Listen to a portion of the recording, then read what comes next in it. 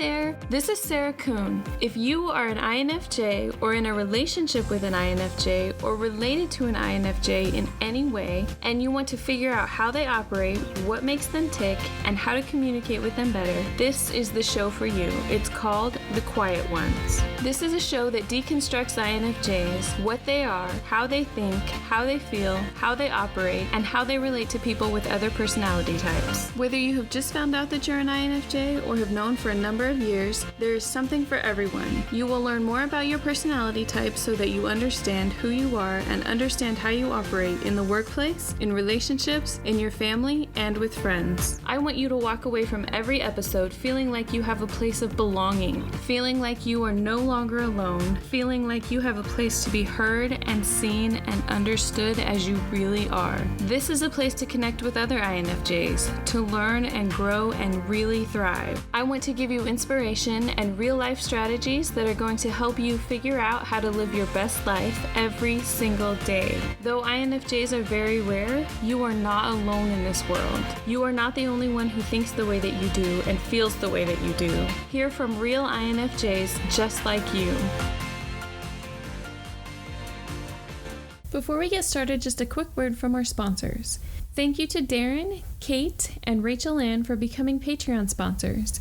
We really appreciate your support and hope that you enjoyed the Patreon sponsor exclusive podcast episode for November called An INFJ Learning to Say No. In this episode, we discussed why it's so important for INFJs to say no, the best way to start saying no, and how to set healthy boundaries. You can help support the Quiet Ones podcast too and get access to exclusive podcast episodes, blog posts, and more when you become a Patreon sponsor for just $5 a month. Sign up today at patreon.com/INFJwoman. Find the link in the show notes. I also want to tell you about the Growth Mindset Group. The Growth Membership Group is a membership for INFJs that helps you overcome the things that challenge INFJs the most. Learn about the INFJ personality type, how to make mindset shifts, working through your emotions, and connecting with your most authentic self. We're going to dive into self-love quite a bit this month and give you some practical solutions for all of these things. The program includes 2 monthly group coaching calls with me, Sarah Kuhn, the INFJ woman, access to a private Facebook community of INFJs who are looking to grow just like you, and exclusive videos to help you continue to learn and grow. Take advantage of the founding member price of $25 a month. The price will go up to $50 a month in January. As a bonus, I'm offering a free masterclass on how to find your purpose for anyone who signs up before December 1st. So don't wait, sign up today. You can find all of the information at infjwoman.com. There's also a link in the show notes. Hi there, Sarah Kuhn here. Welcome to another episode of The Quiet Ones. It is a beautiful day here in Boston. I say that with all the sarcasm that I can muster. It's about 50 degrees and pouring down rain. It's absolutely perfect for staying inside and writing, which is exactly what I'm doing. I feel like it has rained every single day here for the last couple of weeks, which is nice as long as you can stay inside. But when you have to go outside, then it's not so much nice. But it is good to be able to curl up on the couch with the fireplace and some coffee, and I have a couple of books that I've been reading, and then I have a bunch of writing that I've been doing too, so it's very nice for that.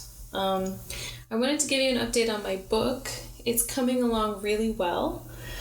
One of my friends agreed to edit it for me, so I'm super excited about that. She's absolutely wonderful at writing and editing, so I'm really excited. It's more than 3/4 of the way done, but it's still going to take a little bit of work before it's ready for distribution. There is a lot that goes into putting something like that together and making sure that it's done right and professionally and that it looks good. But hopefully it'll be ready to go next year, early next year. The title of the book is The INFJ User Guide.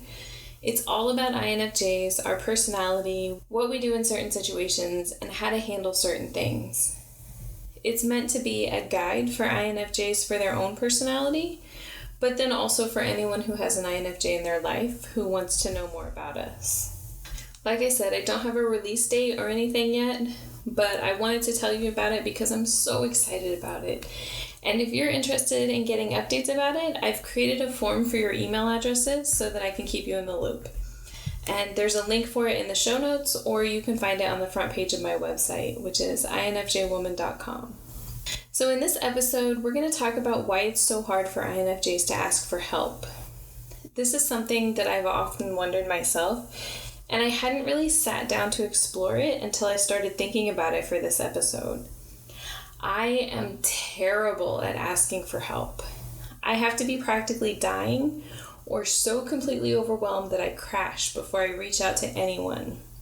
I always think that I can handle everything on my own. I don't need any help at all, whether it's at home or at work. I've got it.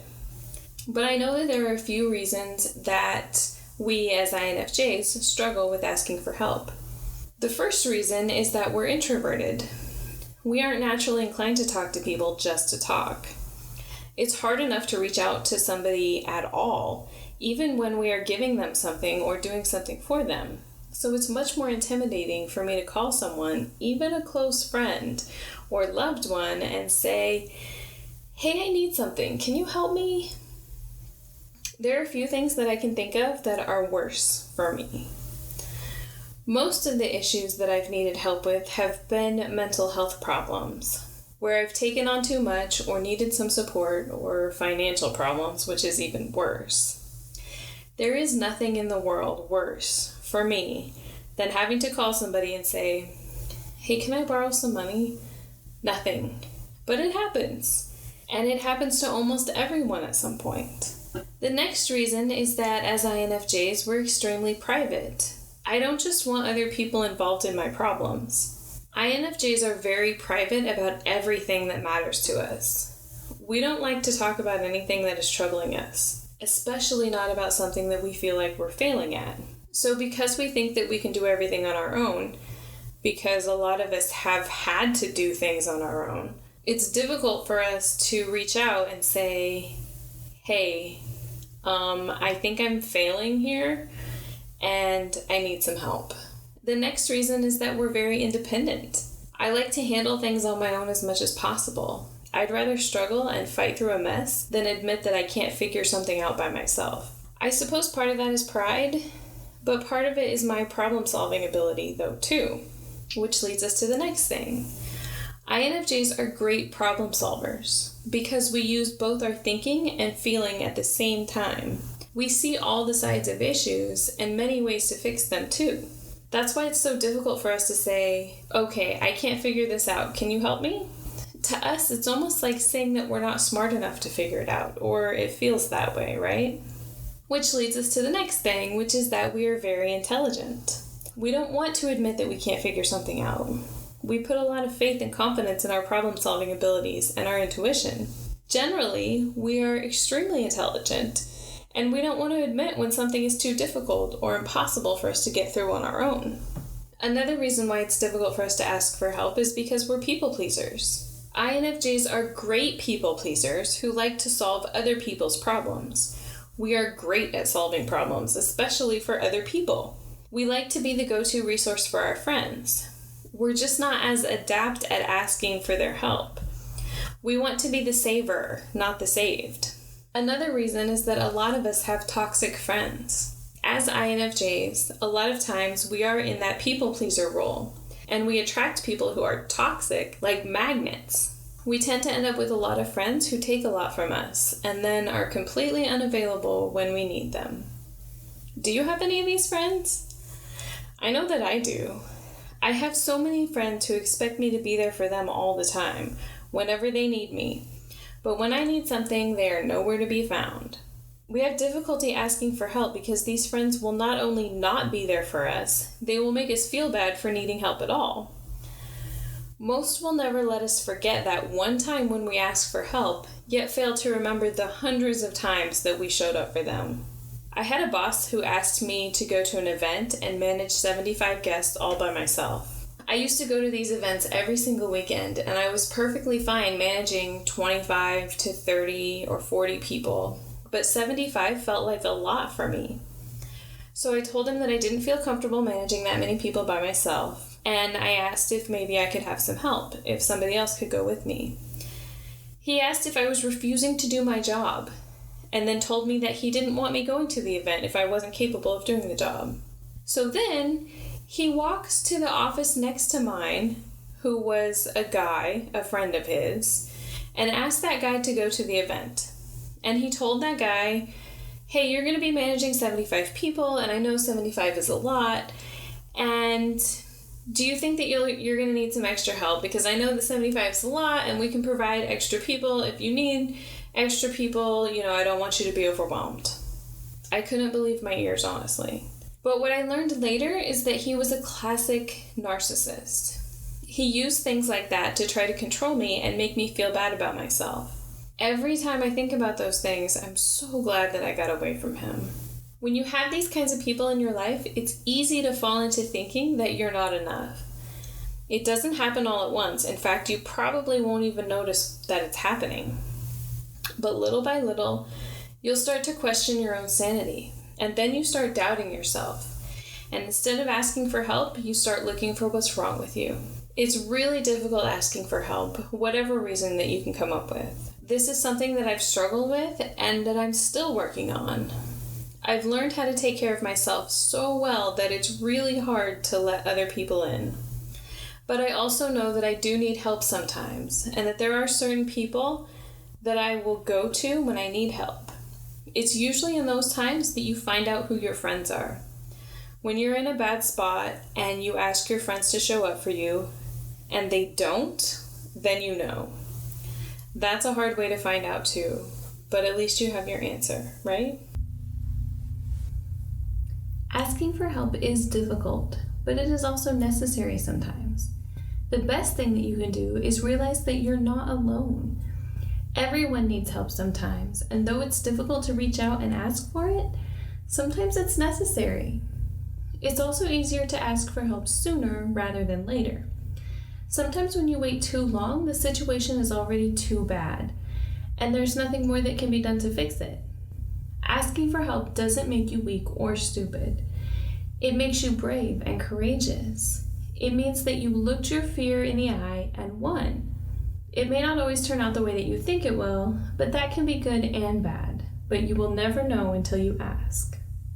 Okay, so I have some stories that I want to share with you. And the first one is from Leanne in St. Catharines, Ontario, Canada. And she says, I'm 100% INFJ and didn't even know it until a friend posted an article recently. I read it and went, oh my God, this is a thing. I am this. I have been diagnosed as having many ailments, both physical and mental. I have bipolar depression, PTSD, major depressive disorder, and also have something called stage 4 endometriosis. The endometriosis is painful, very painful, about 20 days out of the month. I had my first surgery in 2014, my second in 2016, and by the time I had my third in 2018, I was 100% addicted to prescription painkillers. Percocet or hydromorphine to be exact. After every surgery and months in between, I was prescribed painkillers. Last year, I found myself taking up to 20 pills a day. I was being prescribed enough for 4 pills a day. But as you can imagine, I found someone who had an unlimited supply of my drug. I had no idea how, and I never asked. No one, including my husband, had any inclination about my addiction until the day I decided to tell him. I was really, really good at pretending everything was completely fine, while I cried and became overwhelmed with anxiety when I was by myself. Before that day came, I knew I needed help for about 6 months prior, but just couldn't ask. I had drained all of our savings, spending upwards of $400 a week on pills, yet couldn't ask for help.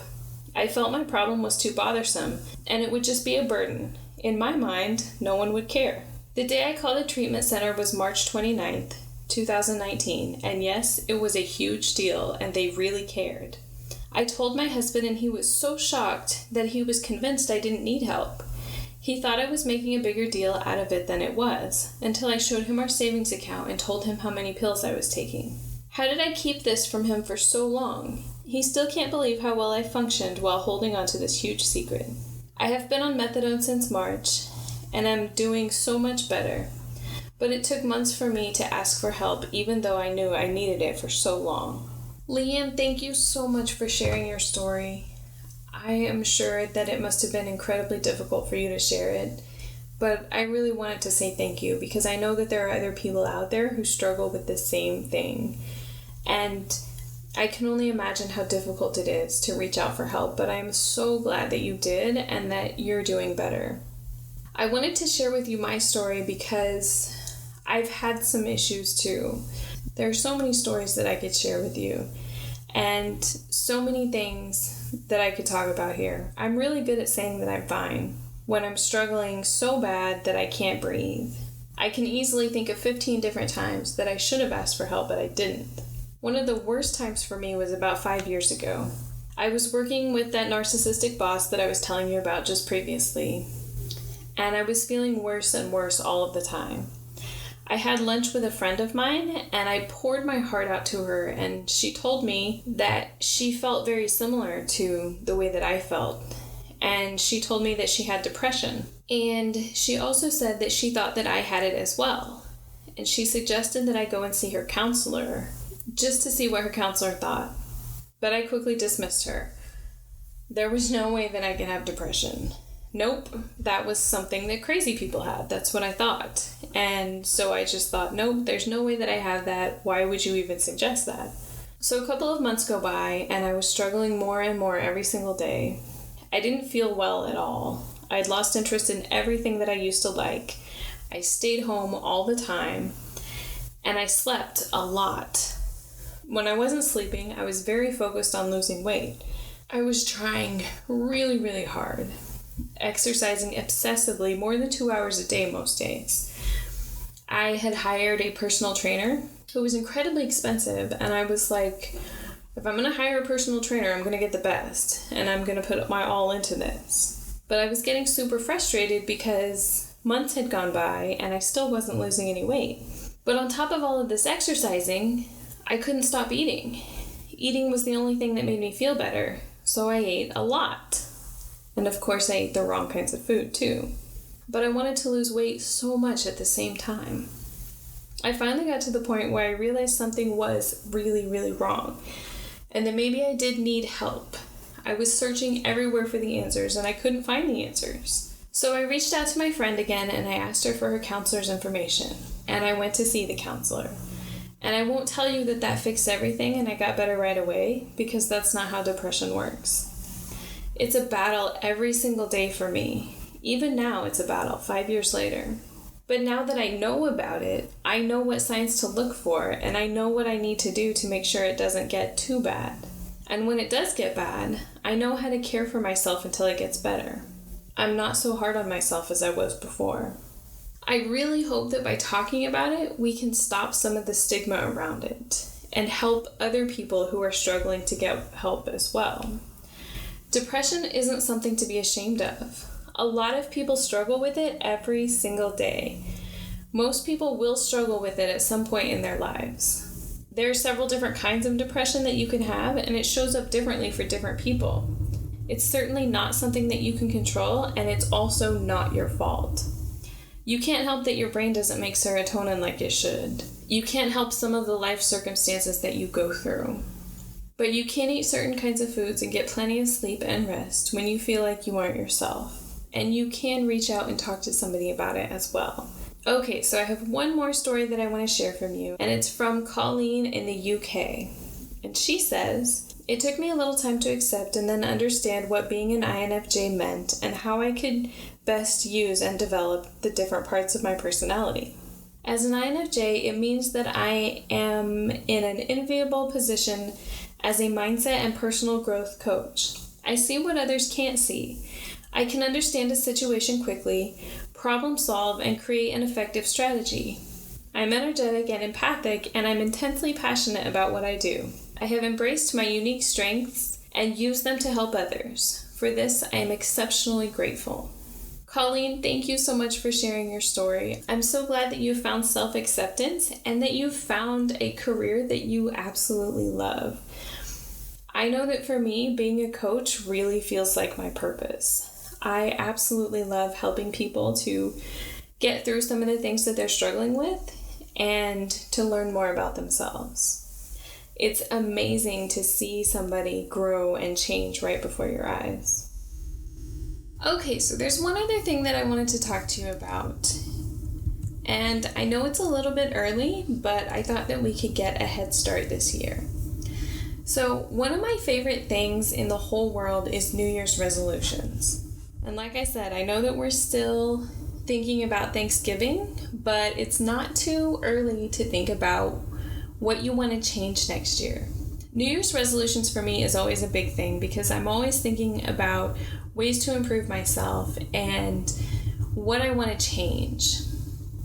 And I like to pick one or two things to focus on every new year. And I also know that it's really difficult to narrow it down, especially for INFJs. We usually have a whole list of things. But it's important to narrow it down to one or two things. And then the next part also is being able to keep that resolution. I am great at having a whole bunch of resolutions and then not really being able to keep them past January, at most February. But this year, I was determined to start a blog. And I stuck with it through January, and February it became real. And now here we are almost a year later. And because I stuck to that resolution, it's completely changed my life in the most amazing way. So I decided this year that I wanted to help all of you with your resolutions, to be able to figure out what they are, to narrow it down to one or two that are doable and that have measurable goals with them so that you can see the progress. But I also want to be able to help you keep it all the way through January. So I've created a New Year's resolution challenge. So for this challenge, I'm going to send you an email every single day in January with tips and tricks and ideas and some freebies, just basically a bunch of encouragement and help so that you can make it through January with your resolution, so that you can build that habit and make sure that it's something that you can carry on past January into February and March and through the rest of the year. The challenge is completely free. All that you need to do is send me your email address. And I've created a form too, which is in the show notes, or you can find it on the front page of my website, infjwoman.com. And like I said, it's completely free, and basically every single day I'm going to send you an email with encouragement and inspiration and tips and tricks. There'll be some freebies, some sheets that you can print out and fill out, and there's also going to be some videos and things as well.